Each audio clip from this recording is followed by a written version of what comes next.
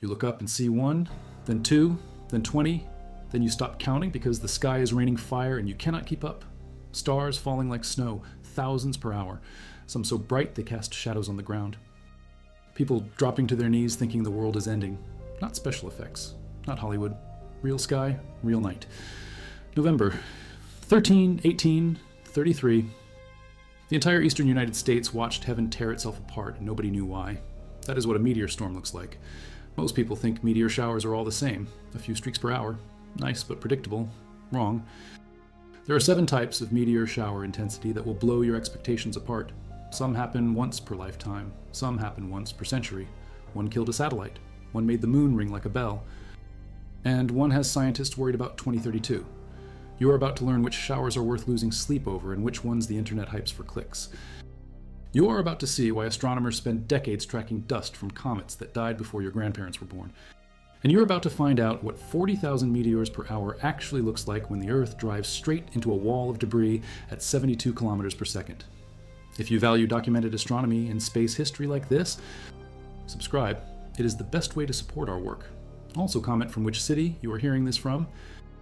This script is researched and factual using sources from NASA's Meteoroid Environment Office technical reports, published in July 2016, detailing spacecraft risk assessments, and the American Meteor Society's peer-reviewed observational data, spanning from 1833 to 2025. These are not general space websites. These are the institutions that tell satellite operators when to maneuver, and governments when something big might hit. Now back to the information. Number 1. The Leonid meteor storm. November 1833. Peak rate 100,000 meteors per hour. Eastern North America. The night starts normal. Then around 2 in the morning, the sky begins. Not a few meteors, not dozens, hundreds, every second. 20 to 30 meteors hitting atmosphere every single second for 9 hours straight. A minister in South Carolina writes that upwards of 100 people lay prostrate on the ground with their hands raised, imploring God to save the world and them. The scene was truly awful, for never did rain fall much thicker than the meteors fell toward the earth. East, west, north, and south, it was the same. They think it is Judgment Day. Abraham Lincoln is 24 years old, sleeping in a cabin in Illinois. His deacon wakes him. They watch together. Lincoln will remember this night for the rest of his life and mention it decades later when he is president. The meteors radiate from the constellation Leo, all of them, streaming outward like spokes on a wheel that is on fire. American scientist Denison Olmsted spends the last weeks of 1833 collecting witness reports. By January 1834, he presents findings to the American Journal of Science and Arts. He notes the shower was of short duration and was not seen in Europe. He speculates correctly that the meteors originated from a cloud of particles in space. This is how modern meteor science begins. One night, one storm, thousands of testimonies. The debris comes from comet Tempel-Tuttle. Orbital period 33 years. Each time the comet loops around the sun, it sheds dust and rock. Over centuries, that debris spreads into a stream following the comet's orbit. When Earth crosses that stream, we see Leonids. But the stream is not uniform. Some sections are dense, others empty. The 1833 storm happened when Earth hit the debris trail left by the comet's passage in the year 1800. Direct hit, peak density. Fast forward to 1866. Europe sees the Leonids return, hundreds per minute, a few thousand per hour in dark skies. The comet passes perihelion in 1865. Astronomers, Giovanni Schiaparelli in Italy and others start making the connection. Comets equal meteor showers. By 1867, observers count 1,000 meteors per hour under moonlight. 1868 brings another strong display with 1,000 per hour in dark conditions. This is when astronomers gather enough data on comet Tempel-Tuttle to identify it as the source. Then nothing. 1899 arrives. No storm. Scientists think the debris moved on. Maybe the show is over. For 67 years, the Leonids stay quiet. November 17, 1966. Americas, radiant in Leo, 4 in the morning. The rate hits 40 meteors per second. 40, not per minute. Per second. Fathers wake up children in Seattle and Houston and Texas. All sky cameras capture the deluge. One estimate says the zenithal hourly rate exceeded 40,000. Radar studies show the 1966 storm included a high percentage of smaller particles compared to 1965, which had more large ones. The storm lasts about 90 minutes at peak intensity, then fades. But for those 90 minutes, the sky is not sky anymore. It is a firing range. Research in 1981 by Donald Yeomans at Jet Propulsion Laboratory reviews the Leonid history and the orbit of Tempel-Tuttle. The meteoroids are mostly behind and outside the path of the comet. Earth encounters dense dust trails that are very near paths of almost no activity. The trails are narrow. Miss by a little and you see nothing. Hit one direct and you get 40,000 per hour. The comet returns in 1998. Predictions improve. Astronomers mobilize. NASA organizes an airborne observing campaign led by Peter Jenniskens at Ames Research Center. The late 1990s and early 2000s deliver multiple Leonid outbursts. 1998 sees rates around 700 per hour. November 1999 hits approximately 4,000 per hour. 2001 brings a spectacular storm visible from North America with rates near 2,700 per hour. 2002 shows activity around 2,300 per hour in two separate peaks, favoring Europe, then North America. These outbursts come from different dust trails. The 1833 storm was the 1800 trail. The 1866 display was from the 1733 passage of the comet. The 1966 storm originated from debris the comet shed in 1899. The double spikes in 2001 and 2002 were from the 1767 and 1866 trails. Groundbreaking trail identification work allows predictions decades ahead. We now know no major Leonid storms will occur in 2033 or 2066. We have to wait until 2099 for activity like the late 90s again. Leonids move fast, 72 kilometers per second, 252,000 kilometers per hour. 156,590 miles per hour. Fastest annual meteor shower. They hit atmosphere nearly head-on as Earth plows through the stream. A typical Leonid, about 1 centimeter across, masses half a gram and generates a meteor with apparent magnitude minus 1.5. Bright. An annual Leonid shower, when not storming, deposits 12 to 13 tons of particles across the entire planet. During a storm, that number explodes. The 1833 event was estimated at 72,000 meteors per hour, but witnesses said they stopped counting. Possibly 100,000, possibly more. The sky that night was described as stars falling like snow. That phrase appears in dozens of accounts from different states. Independent observers, separated by hundreds of miles, all use the same words. Snow, number 2, the Andromedid meteor storm. November 27, 1872 and 1885. Source Comet Biela. Peak, rates 5,000 to 75,000 meteors per hour. Comet Biela was discovered 3 times. 1772 by Montaigne, 1805 by Pons, 1826 by Wilhelm von Biela, who calculated the orbit and proved it was the same object returning every 6.7 years. Third known periodic comet after Halley and Encke. The comet returns as predicted in 1832, then 1845, but something is wrong. The comet is split in two, both pieces visible. They return in 1852 with the two components even farther apart. Then silence. 1859, unfavorable for viewing. 1865, some claimed possible sightings but nothing conclusive. 1872, predicted to cross in September, but nobody sees the comet. November 27, 1872. Earth crosses where the comet should have been 3 months earlier. The sky explodes. Schmidt, observing from Athens, says the shower consisted mainly of faint 5th to 6th magnitude meteors with broad and smoke-like trails and predominantly orange or reddish coloration. In England, observer Lowe estimates at least 58,600 visible meteors between 5:50 and 10:30 in the evening. He notes the meteors are much slower than Leonids and hears noises like very distant gunshots several times to the northwest. In Italy, observer P.F. Denza and 3 others record about 33,400 meteors during a 6.5-hour interval. Chinese astronomers write, "Stars fell like rain." The meteors are slow, 16 kilometers per second. They seem to drift across the sky rather than streak.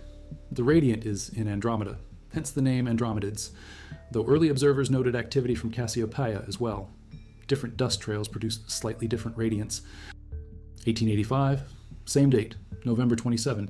The storm returns even stronger. Estimates hit 75,000 meters per hour. In Burma, the display is perceived as a fateful omen, and is indeed followed swiftly by the collapse of the Kambang dynasty and conquest by Britain. The November 27, 1885 shower is the occasion of the first known photograph of a meteor taken by Austro-Hungarian astronomer Ladislaus Weineck, who catches a 7mm long trail on a plate at his Prague observing station. First meteor photo ever, taken during a storm. The 1872 storm came from dust trails laid down by the comet in 1839 and 1846. The 1885 storm came from the 1846 and 1852 trails. Numerical simulations by researchers Reznikov in 1982 and later Vaubaillon and Jeniskins confirmed these trail identifications. The comet broke up far from the Sun near Jupiter's orbit, probably in 1842 or early 1843. Break up far from Sun does not disperse dust easily. The cloud hangs around the comet position, gradually lagging due to solar radiation pressure. After 1885, the Andromedids fade. 1892 shows weak activity. 1899, some meteors. 1904, a few. Then, effectively, nothing for over a century. Gravitational perturbations, mainly from Jupiter, pulled the meteor stream orbit away from Earth. The show seemed over. December 2011, Canadian Meteor orbit radar detects 50 meters per hour. Unexpected. Strongest Andromedan return in more than 100 years. The radiant is in Cassiopeia, matching early historical descriptions. Numerical simulations by Paul Wiegert and team indicate the meteors are from the 1649 return of the parent comet, released long before the breakup, 1649. Over 300 years of debris finally intersecting Earth again. The comet is gone. Designated 3D Biela. The D means defunct, lost, but its ghost still crosses our orbit in thin streams that occasionally surprise us. December 2013. Another outburst detected by radar. Predictions suggest possible returns in 2018 and 2023. The 2023 encounter produced modest activity from the 1649 stream as predicted. The Andromedids were called Baelids for decades. They prove that meteor storms come from disintegrated comets. They provide early evidence linking comet debris to shooting stars, and they show that streams can vanish for generations, then return when orbital mechanics and Jupiter's gravity align just right. Number 3, the Draconid meteor storm. October 9, 1933 and October 9, 1946. Source Comet 21. P. Giacobini-Zinner. Peak rates over 10,000 meteors per hour. Most meteor showers favor the hours after midnight when your location on Earth rotates into the meteor stream head-on. Not the Draconids. The radiant in Draco is highest at nightfall. Best viewing is evening, not dawn. This alone makes them unusual. Comet Giacobini-Zinner has orbital period 6.6 years. Short. It comes in close, sheds, debris goes back out. The debris is mostly still bunched near the comet. When the comet returns to our neighborhood, it can produce storms. October 9, 1933, Europe. Evening. The Draconid radiant climbs high as darkness falls, then thousands. Reports across the continent describe a sky filled with meteors. Zenithal hourly rates exceed 10,000. The storm is visible across Europe from France to Poland. The meteors are slow, 20 kilometers per second. They seem to float. Easy to see. Easy to count until there are too many to count. October 9, 1946, another storm. Again, thousands per hour. Again, slow moving. Again, Europe and parts of Asia have the best view. These two events become legendary. For the rest of the 20th century, people wait for the Draconids to storm again. Mostly, the wait is disappointing. 1952 shows minor activity. 1985 produces rates around 20 to maybe 500, depending on location, but nothing like the 30s and 40s. 1998 brings another outburst. Predictions were uncertain. Rates suddenly spike, but only to a few hundred per hour. 2005 weak. 2011 delivers. European observers report over 600 meters per hour. Not a full storm, but strong. Radar and visual data show Earth passed through 3 dense streams of particles in rapid succession. 2 streams were predicted. The third was a surprise. October 8, 2012. Another unexpected outburst. No significant display was predicted. Maslov's forecast suggested visually detectable activity was unlikely with maximum zenithal hourly rate of half a meteor per hour. Wrong. Canadian Meteor orbit radar detects an intense outburst. Peak flux occurs around 1640 Universal Time. Rates hit storm levels for a brief window, then return to background. This unpredicted event emphasizes how difficult Draconid forecasting remains despite improved models. October 8, 2025. Predictions suggest a possible outburst. The comet reached perihelion March 29, 2025, placing it and its debris closer to Earth. Forecasts range from 150 to 400 meteors per hour. Brief, but potentially intense. Full moon interferes with viewing, but the Draconids may overcome it with bright meteors. Some researchers suggest this could be the last major Draconid display until 2078, due to gravitational perturbations from Jupiter shifting the stream. The Draconids are tied to specific dust trails from specific perihelion passages of the comet.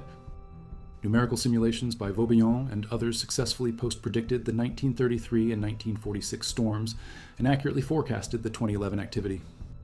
The model works when you know which trail Earth will hit and when miss the trail and nothing. Clip the edge and you get a few hundred per hour. Drive through the center and you get thousands. The 1933 and 1946 storms were among the most impressive meteor displays of the 20th century. They proved that short-period comets like Giacobini-Zinner, with orbits of just a few years, can create spectacular showers if the geometry is right.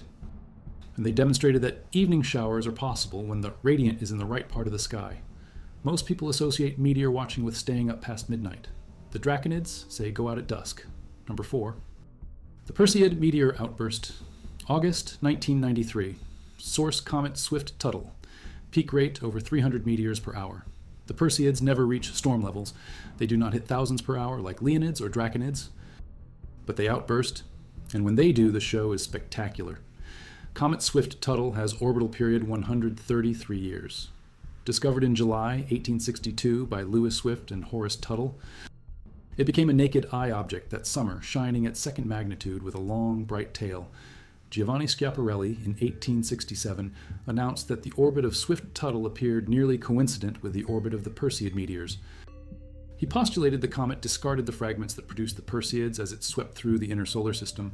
The comet passed perihelion in December 1992. By sheer timing, this placed it relatively near Earth's orbit when we crossed the Perseid stream in August 1993. The meteors that year came from a fresh, dense filament of material. August 11, 1993. Peak.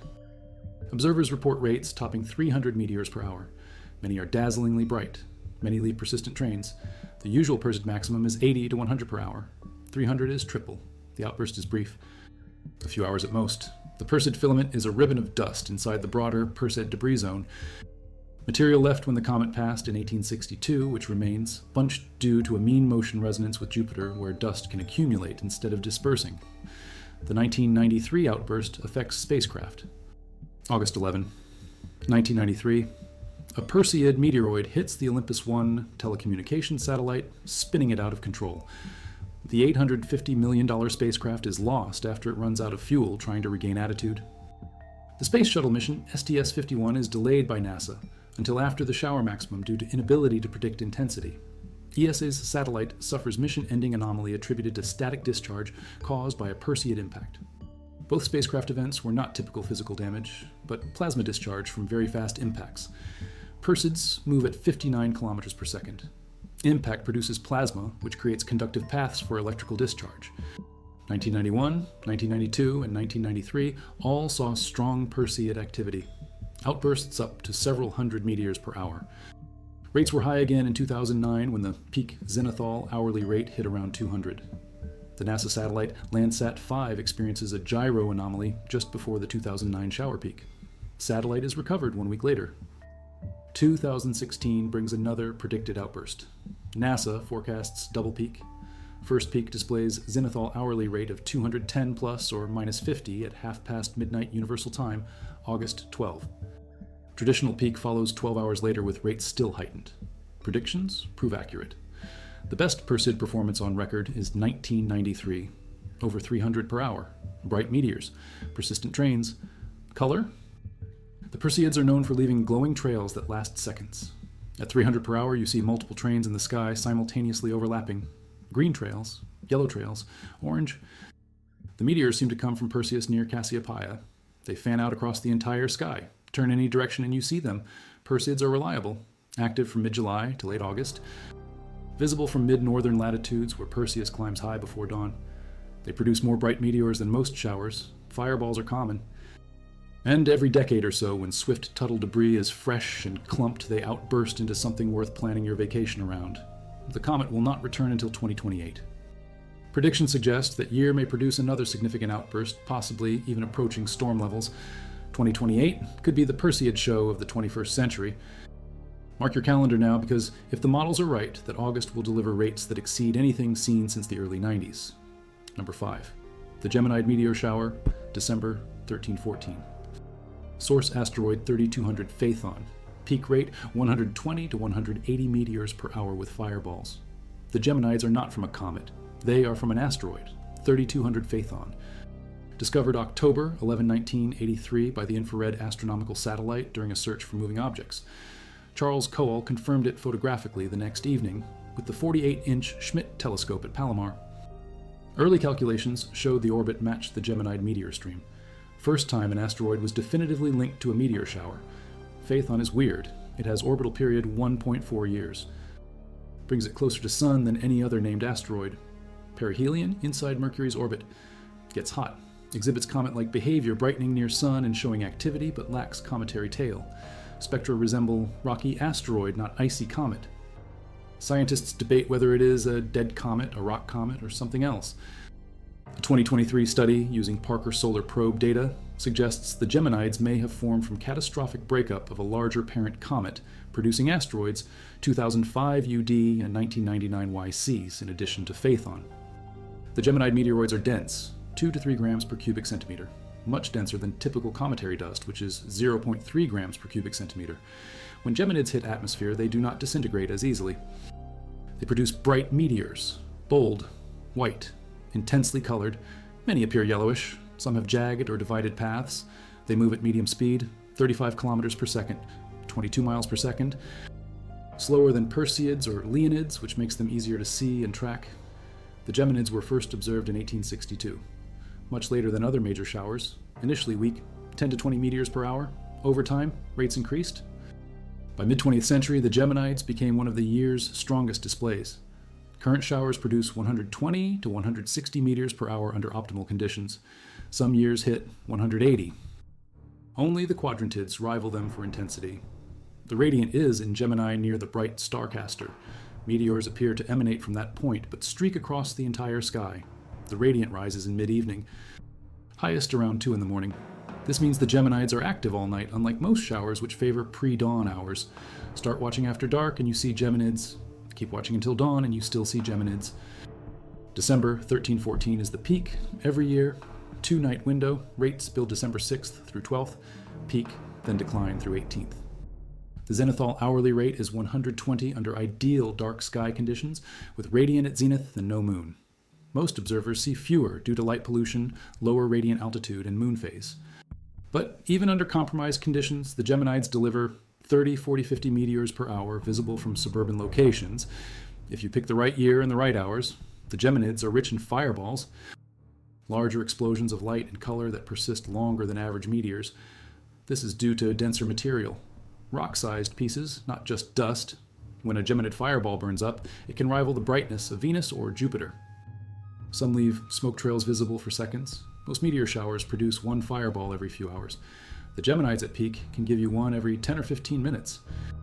Studies of past displays show the shower has a reputation for being rich, both in slow, bright, graceful meteors and fireballs, as well as faint meteors with relatively fewer objects of medium brightness. The Geminids get their intensity from Phaethon's close solar approaches. The asteroid heats up. Thermal stress fractures rock, material sheds. Over centuries, this debris accumulates into the stream we cross each December. Because Phaethon is rocky, not icy, the particles are different, heavier, more solid. They burn brighter and last longer in atmosphere. The Geminids are the most reliable strong meteor shower of the year. Perseids are famous, but the Geminids often surpass them in numbers and brightness. Leonids storm once per generation. Geminids deliver every single December. Plan for it, bundle up, find dark sky, face south. Let your eyes adapt for 20 minutes. Then watch the sky fill with white and yellow streaks coming from Gemini. If you only watch 1 meteor shower per year, make it the Geminids in a year with no moon. You will not be disappointed. Number 6, the Quadrantid meteor shower, January 3-4. Source asteroid 2003 EH1. Peak rate 60 to 200 meteors per hour with fireballs. Duration of peak 6 hours. The Quadrantids are brutal to observe. Not because they are weak, because the peak is so short. Most meteor showers have a 2-day plateau of high activity. The Quadrantids peak for 6 hours. Miss that window and you see nothing. The shower is named after Quadrans Muralis, a former constellation created in 1795 by French astronomer Jérôme Lalande. The constellation included portions of Bootes and Draco. When the International Astronomical Union established the official list of 88 modern constellations in 1922, Quadrans Muralis was left off. The constellation is obsolete, but the meteor shower keeps the name. An alternative name is Boutids, since the radiant now lies in Bootes near the Big Dipper. The quadrantids were first observed in January 1825 when Antonio Brucolassi in Italy reported the atmosphere was traversed by a multitude of luminous bodies known by the name of falling stars, radiating from the region of Quadrans Muralis. 1839, Adolphe Quetelet in Belgium and Edward Herrick in Connecticut independently suggested the quadrantids are an annual shower. The parent body is asteroid 2003 EH1, discovered in March 2003 by the Lowell Observatory Near Earth Object Search Project. The asteroid is small, diameter about 3 kilometers, orbital period 5.52 years. Astronomer Peter Jenniskens realized 2003 EH1 is the source of the quadrantids. Possible, the asteroid is a dead comet or a rock comet. A 2023 study suggests a link to comet 96P Mach-Holtz and a complex of related objects called the Mach-Holtz complex. Theory is a large comet was captured by the Sun around 2000 BCE, settled into short period orbit, then broke apart between 100 CE and 950 CEE. The fragments include Mach-Holtz, the Marsden Comet Group, the Cracked Comet Group, asteroid 2003 EH1 and multiple meteor showers, comet C1490Y, one observed over 500 years ago, may be involved. It approached Jupiter and was likely thrown out of the solar system or fragmented before its next return. The quadrantids have peak activity as high as the Perseids and Geminids. Zenithal, hourly rate 120. Under perfect conditions, with radiant at zenith rates, can hit 200. But you need perfect timing. The meteor stream is thin. Earth crosses at perpendicular angle. We pass through the densest portion quickly. Rates exceed half maximum for only about 8 hours compared to 2 days for Perseids. This means most of the world misses the peak entirely. If maximum occurs during your daytime, you see weak activity before or after, but not the storm. The quadrantids are known for fireballs, bright meteors, larger particles. The stream contains rock-sized material that produces spectacular flashes. Fireballs with magnitudes brighter than -3. Some last multiple seconds, leaving glowing trains. This makes the quadrantids worth chasing despite the narrow peak. Even if rates are lower than predicted, the fireballs compensate. Predictions for 2026 show peak near 21 Universal Time. January 3rd, North America faces the wrong way. The radiant will be low, few meteors visible. Europe and Central Asia get the best show. 60 to 120 meteors per hour expected under ideal conditions. Full moon on January 3rd severely compromises visibility. Only the brightest meteors will be seen. Predicted rates drop below 10 per hour for most observers. The radiant is far north on the sky's dome, making this primarily a northern hemisphere shower. Southern hemisphere observers see reduced rates. The radiant rises after midnight, highest before dawn. Best strategy is face northeast. Let meteors shoot out in all directions from the radiant. This makes it easy to differentiate quadrantids from sporadics. January is cold, cloudy, poor observing weather in many locations. This limits the quadrantids compared to August Perseids or December Geminids. But if you get clear skies and you time it right and the peak occurs during your night, the quadrantids deliver one of the year's most intense displays. 1 meteor every minute, bright fireballs every few minutes for 6 hours. Then it is over. The stream moves on. Earth rotates out of alignment, back to normal sporadic rates. The quadrantids have the potential to be the strongest shower of the year. They usually fall short due to the brief maximum and poor weather, but potential is there. 200 per hour is storm adjacent. If the stream ever densifies, or if we hit it at an optimal angle, we could see quadrantid rates that rival historical Leonid outbursts. For now, they remain the overlooked shower, strong, reliable, fireball-rich. But hidden in January, cold and 6-hour windows that most people sleep through. Number 7, the torrid fireball swarm, late October, early November, source Comet 2P, Encke. Peak rate 5 to 10 meteors per hour, but fireballs rivaling the moon. Swarm returns every 7 years. The torrids are not about numbers, they are about size. While the Perseids give you 100 meteors per hour, most smaller than pebbles, the torrids give you 5 per hour, but some are golf balls, some are baseballs, some are bigger. When a torrid hits atmosphere, it does not just streak. It explodes. Color, smoke trail, brightness that makes you look up even if you were not watching. Comet Encke has the shortest orbital period of any known periodic comet, 3.3 years. Discovered in 1822 by Johann Encke, who calculated the orbit, the comet sheds a massive debris stream, the Torrid Complex, largest meteoroid stream in the inner solar system. Earth takes several weeks to pass through it, causing extended meteor activity compared to the compact periods of other showers. The torids split into two branches. Southern torids peak October 14 and again November 5th. Northern torids peak November 12th. Both are active from September through December. Daytime branches called beta torids and zeta perseids active May through July, but invisible unless they produce bright fireballs. The torids move slowly. 28 kilometers per second, 17 miles per second. Slowest impact speed of well-known annual showers. This slow speed, combined with larger particle sizes, produces meteors that seem to drift across the sky. Long duration. Bright colors, blue, green, yellow, orange, smoke trails. These are not quick streaks, these are events. Because Enki is a short-period comet, the debris has spread out over millennia. The gravitational perturbations of planets, especially Jupiter, have scattered the material. This creates a wide diffuse stream, but also allows occasional dense clumps to form. Some years, the torids are unremarkable, 5 per hour, slow. A few bright ones. Other years, Earth encounters a swarm. The Taurid swarm was first noted in 1975 when several large objects hit the moon. Seismographs left by Apollo astronauts recorded the impacts. 1993 predictions suggested a swarm would occur in 2005. Halloween, 2005. Many fireballs were witnessed affecting people's night vision. Astronomers started calling them the Halloween fireballs. Over Poland in 1995, all sky cameras imaged an absolute magnitude, minus 17 Taurid bolide, estimated at 900 kilograms, perhaps a meter in diameter. The swarm returned in 2015. Again, fireballs. Again around Halloween. The last good return was 2005 through 2008. 2015 saw an upswing. 2022 experienced a Taurid swarm. The next predicted swarm is 2025, then 2032. Research by David Asher at Armagh Observatory in the early 1990s produced one of the first models of the swarm. Swarm returns appear to correspond exactly to Asher's predictions, validating the model. The swarm is caused by orbital resonances with Jupiter.